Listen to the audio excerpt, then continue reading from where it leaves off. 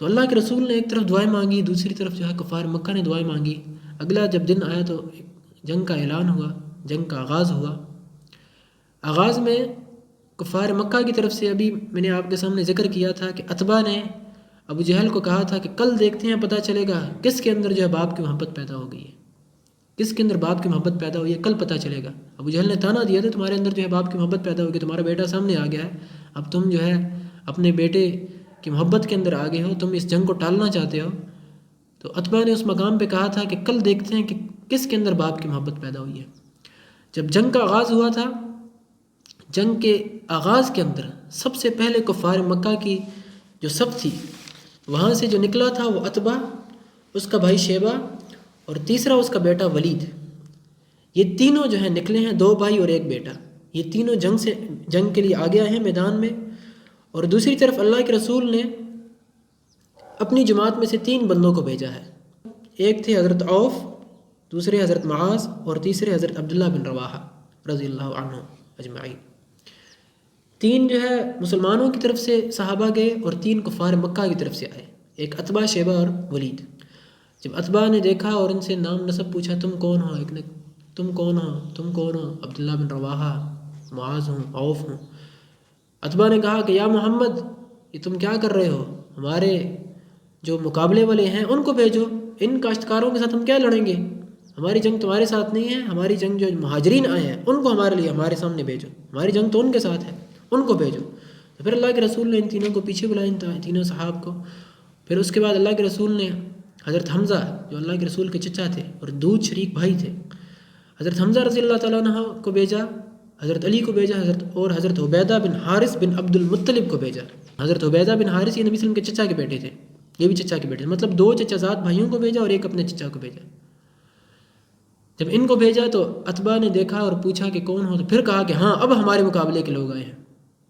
اب جن کے ساتھ ہماری جنگ ہے وہ اصل لوگ تو اب آئے ہیں، یہ سارے جو ہے مکہ والے تھے، یہ مکہ کے اندر ہمیں تنگ کرتے تھے، حضرت حمزہ یہ ہمیں جو ہے للکارتا ہوتا تھا، اب ہمارے مقابلے کے لوگ آئے ہیں۔ تو حضرت حمزہ انہوں نے عتبہ کے ساتھ جنگ لڑی اور عتبہ کو وہیں پہ ڈھیر کیا۔ حضرت علی رضی اللہ تعالیٰ عنہ یہ شیبہ کے ساتھ لڑے اور شیبہ کو وہیں پہ قتل کیا۔ اور تیسری جو حضرت عبیدہ بن حارث بن عبد المطلب تھے، ان کو جو ہے عتبہ کے بیٹے ولید نے کافی زخمی کر دیا اور ان کی ٹانگیں کٹ گئیں، اور پھر وہاں پہ حضرت علی رضی اللہ تعالیٰ نے آ کے ولید کو وہاں پہ قتل کیا اور حضرت عبیدہ بن حارث کو حضرت حمزہ اور حضرت علی رضی اللہ تعالیٰ عنہ میدان جنگ سے لے کر پیچھے آ گئے۔ اب یہ جو ہے پہلے انفرادی جنگ تھی، یہاں سے پہلے 3 آئے، وہاں سے پہلے 3 آئے، انہوں نے آپس کے اندر جنگیں لڑی، اور وہاں پہ تینوں کے تینوں جو کفار کے جو سردار تھا قبیلے کا، جو لشکر کا سردار تھا عتبہ، وہ پہلی جو ہے جھڑپ کے اندر مارا گیا۔ یہ پہلے انفرادی جنگیں ہوئی ہیں، پہلے اکیلے 3 کے درمیان، 1 کے درمیان۔ پھر اس سے ہٹ کر جو ہے جو اگلی جنگ ہوئی ہے وہ اجتماعی جو ہے، پورے کا پورا جو ہے قافلہ آیا ہے، پورے کا پورا لشکر آپس کے اندر ٹکراؤ ہوا ہے ان کے درمیان۔ وہاں پہ جو ہے مسلمانوں اور کفار کا آپس میں کے اندر ایک پوری جماعت کا ایک جنگ چھڑ گئی، اور وہاں پہ جو جنگ کا منظر تھا وہاں پہ 2 اصحاب حضرت معاذ معوذ رضی اللہ عنہما، یہ جو ہے انہوں نے سن رکھا تھا کہ ابو جہل جو ہے یہ اللہ کے رسول کو مکہ میں بہت اذیتیں پہنچاتا تھا، بہت تنگ کرتا تھا۔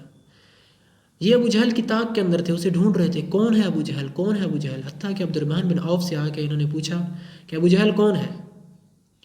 تو وہاں پہ حضرت عبد الرحمن بن عوف رضی اللہ عنہ نے بتایا کہ یہ فلاں جو شخص ہے ابو جہل ہے۔ یہ دونوں فوراً جو ہے بجلی کی طرح ابو جہل کے اوپر آ کے برسے ہیں اور وہیں پہ ابو جہل کو قتل کیا۔ جب ابو جہل کو قتل کیا تو ابو جہل کا بیٹا اکرمہ نے آ کے حضرت معاذ رضی اللہ عنہ کہ بازو کے پر آ کے تلوار ماری ہے اور ان کا بازو الگ ہو گیا، حتیٰ کہ ان کا جو ہے تسمہ لٹک رہا تھا، جنگ کرتے تھے تسمہ ان کو جو ہے تنگ کرتا تھا۔ انہوں نے کیا کیا کہ اپنے تسمے کو جو ہے بالکل الگ کر دیا اور ان کا ہاتھ جو ہے بالکل بازو جو ہے الگ ہو گیا جسم سے، اور اب بالکل آزاد تھے۔ تو حضرت معاذ معوذ نے ابو جہل کو قتل کیا۔ پھر اس سے ہٹ کر امیہ بن خلف جو تھا، یہ حضرت بلال حبشی کا آقا تھا، سردار تھا، اور مکہ میں حضرت بلال حبشی کو بہت اذیتیں پہنچاتا تھا۔ ابھی میں نے آپ کے سامنے ذکر کیا کہ حضرت بلال حبشی کو مکہ کی جو تپتی ہوئی ریت تھی وہاں پہ ان کے گلے کے اندر رسہ ڈال کے وہاں پہ کھینچتا تھا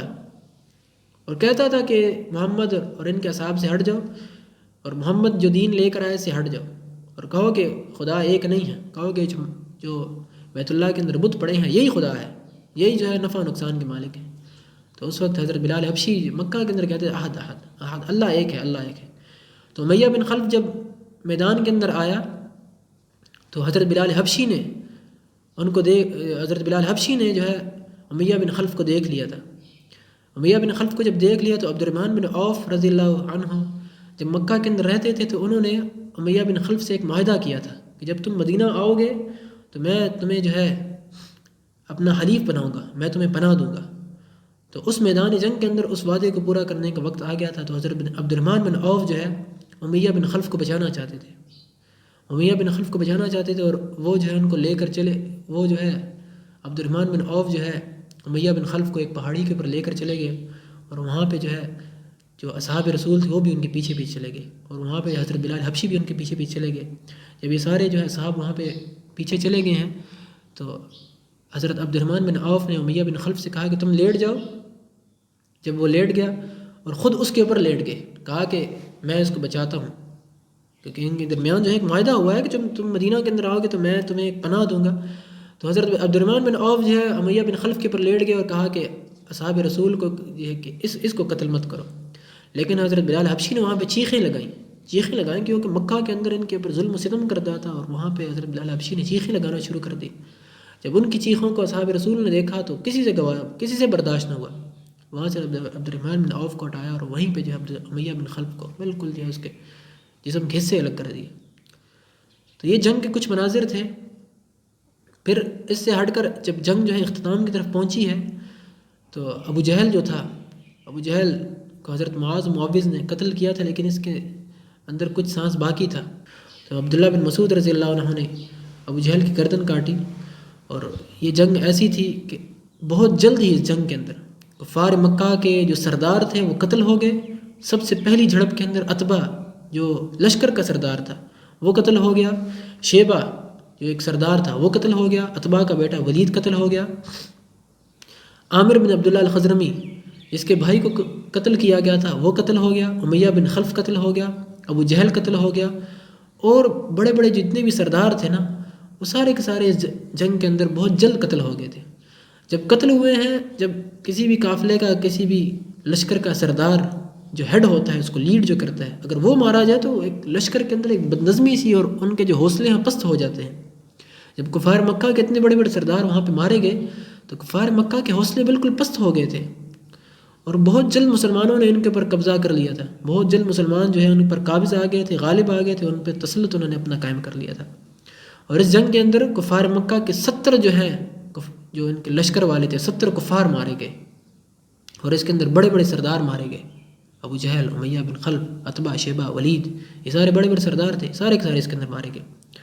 اور مسلمانوں کی جانب سے 14 صحابہ شہید ہوئے ہیں، 13 صحابہ عین میدان جنگ کے اندر غزوہ بدر کے اندر شہید ہوئے، اور ایک جو صحابی تھے حضرت عبیدہ بن حارث بن عبد المطلب، جو پہلی جھڑپ کے اندر جو انفرادی جھڑپیں ہوئی تھی اس کے اندر گئے تھے، اور اس کے اندر ان کی ٹانگیں کٹ گئی تھی، وہ غزوہ بدر سے جب واپسی پہ مدینہ کی طرف آ رہے تھے، رستے کے اندر ان کی شہادت ہوئی ہے، اور ان کی قبر بھی وہیں پہ رستے پہ ایک مقام کے اوپر بنائی گئی ہے۔ غزوہ بدر اور مدینہ کے درمیان ایک مقام ہے، وہاں پہ ان کی قبر بنائی گئی ہے۔ تو مسلمانوں کی جانب سے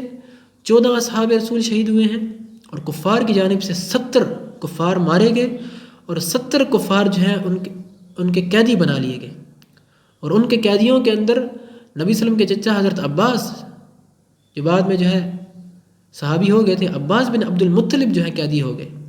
پھر نبی صلی اللہ علیہ وسلم کے داماد جو ہیں ابو العاص حضرت زینب کے جو خامن تھے وہ اس کے اندر قیدی ہو گئے، بڑے بڑے سردار اس کے اندر قیدی ہو گئے تھے۔ پھر ان کے لیے جو ہے جب ان کو قیدی بنایا گیا تو پھر بعد میں اللہ کے رسول نے ان قیدیوں کے حوالے سے مشورہ کیا، تو وہاں پہ ابوبکر صدیق رضی اللہ تعالیٰ عنہ نے کہا کہ اے اللہ کے رسول ان سے فدیہ لیا جائے، تو فدیہ لے کے ان کو رہا کر دیا جائے، تاکہ ہم جو ہے اپنی جو معاشی حالت ہے اس کو بہتر بنا سکیں، ہم اپنی جو ہے دفاع کو بہتر بنا سکیں۔ اور عمر فاروق نے اس مقام کے پر مشورہ دیا کہ یا رسول اللہ صلی اللہ علیہ وسلم ان سب کو قتل کیا جائے، اور جس کا قریبی رشتہ دار ہے وہ خود اس کو قتل کرے۔ تو پھر اس مقام کے پر اللہ کے رسول نے فرمایا کہ اللہ نے شدت اور نرمی کے اندر 2 مسلمانوں کے دل ایک جیسے نہیں بنائے ہیں۔ ابوبکر صدیق رضی اللہ تعالیٰ عنہ کا دل تھوڑا نرم تھا، انہوں نے رائے دی کہ ان سے فدیہ لیا جائے۔ عمر فاروق انہوں نے کہا کہ ان کو قتل کیا جائے، اور جس کا قریبی رشتہ دار ہے وہ اس کو خود قتل کرے۔ تو اللہ کے رسول نے کہا کہ سختی اور نرمی کے اندر ایک مسلمان کا دل دوسرے مسلمان کی طرح نہیں ہے. ممکن ہے کہ آپ کا دل بہت سخت ہو، ممکن ہے دوسرے کا دل بہت نرم ہو. ہر کسی کی نفسیات مختلف ہوتی ہیں. ایک جیسے بندے تو یہاں پہ نہیں ہیں. ہر کسی کی سوچ، نظریہ، ہر کسی کے جو اس کے اندر جو افکار ہیں وہ مختلف ہوتے ہیں. تو نبی صلی اللہ علیہ وسلم نے حضرت ابوبکر صدیق کی جو رائے تھی اس کو قبول کیا، اور جو غزوہ بدر کے قیدی تھے ان کے لیے 4000 درہم جو ہے وہ انہوں نے مختص کیا کہ 4000 درہم دیے جائیں اور یہاں سے جو ہے تم لوگ آزاد ہو. پھر اس مقام کے اوپر جو بندہ کفار مکہ کی جانب سے فدیہ دے سکتا تھا اس کو کہا کہ فدیہ دیے. اگر جو بندہ کوئی اتنے جو ہے کمزور ہے، کوئی نادار ہے، کوئی ہے غریب ہے، اگر فدیہ نہیں دے سکتا تو اللہ کے رسول نے کہا کہ اگر تم میں سے کوئی پڑھنا لکھنا جانتا ہے تو ہمارے یہ جو مدینہ کے بچے ہیں ان میں سے 10 بچوں کو پڑھنا لکھنا سکھا دو تو تم آزاد ہو. تو چند جو ہے کفار مکہ نے مسلمانوں کے بچوں کو لکھنا پڑھنا سکھایا، اور جو صاحب مال تھے انہوں نے فدیہ دیا. اور اس کے اندر ایک واقعہ، ایک حیرت انگیز واقعہ، انسان جب پڑھتا ہے تو انسان ہل جاتا ہے کہ اللہ کے رسول کے اوپر کیسی کیسی اذیتیں آئی ہیں، کیسے کیسے دن اللہ کے رسول کو دیکھنے پڑے ہیں. یہ جو قیدی تھے ان کے اندر حضرت عباس، نبی صلی اللہ علیہ وسلم کے چچا عباس بن عبد المطلب بھی تھے. جب عباس بن عبد المطلب کو قیدی کر کے لایا گیا تو ان کو مدینہ کے اندر باندھا گیا تو اللہ کے رسول پوری رات سو نہیں سکتے تھے. جب ان کی جو ہے چیخ و پکار آتی تھی، اپنے چچا تھا، ایک چچا کا ایک تعلق تھا، پوری رات جو ہے اپنے چچا کی چیخیں سن کر سو نہیں سکتے تھے. حتیٰ کہ جب جو رسیاں تھیں جب ان کو کھولا گیا اور ان کو تھوڑا نرم کیا گیا تو پھر اللہ کے رسول جا کے آرام سے سوئے ہیں. اور پھر ایک طرف اللہ کے رسول کے داماد تھے ابو العاص، حضرت زینب رضی اللہ عنہا کے جو خاوند تھے، وہ ان قیدیوں کے اندر موجود تھے. ایک طرف چچا قیدی تھے، ایک طرف اپنا داماد جو ہے اپنی بیٹی کا خاوند ہے وہ قیدی بن کے آیا ہے. تو اللہ کے رسول کے اوپر ایک جو ہے ایک غم کی کیفیت طاری تھی. اللہ کے رسول راتوں کو سو نہیں سکتے تھے. ایک طرف داماد قیدی ہے، دوسری طرف چچا قیدی ہے، اور جو کفار مکہ جتنے بھی قیدی تھے وہ بھی تمام ان مہاجرین کے جو ہے قریبی عزیز تھے، رشتہ داروں کے اندر تھے. جب فدیہ کا معاملہ آیا تو ابو العاص نے پیغام بھجوایا مکہ میں، کہا کہ میرا فدیہ دیا جائے. تو فدیہ دینے والی جو تھی وہ حضرت زینب رضی اللہ عنہ تھی، نبی صلی اللہ علیہ وسلم کی بیٹی تھی. تو حضرت زینب رضی اللہ تعالیٰ عنہ نے اپنے خاوند کا فدیہ بھجوایا. اس کے اندر ایک سونے کا ہار تھا، اور سونے کا ہار وہ تھا کہ حضرت خدیجہ رضی اللہ تعالیٰ عنہ جو اللہ کے رسول کی بیوی تھی، پہلی بیوی تھی، حضرت خدیجہ رضی اللہ تعالیٰ عنہ نے اپنی بیٹی کو وہ ہار دیا تھا. جب ان کا نکاح کا وقت تھا تو اپنی بیٹی کو وہ ہار دیا تھا. تو حضرت زینب رضی اللہ تعالیٰ عنہ نے وہی ہار اپنے خاوند کی فدیے کے لیے بھیجا ہے. جب اللہ کے رسول نے اس ہار کو دیکھا تو آنکھیں اللہ کے رسول کی بالکل اشکبار ہو گئی. کہا کہ یہ میری بیوی کا ہار تھا، اور آج میری بیٹی جو ہے اپنے خاوند کے لیے فدیے کے طور پر بھیج رہی ہے.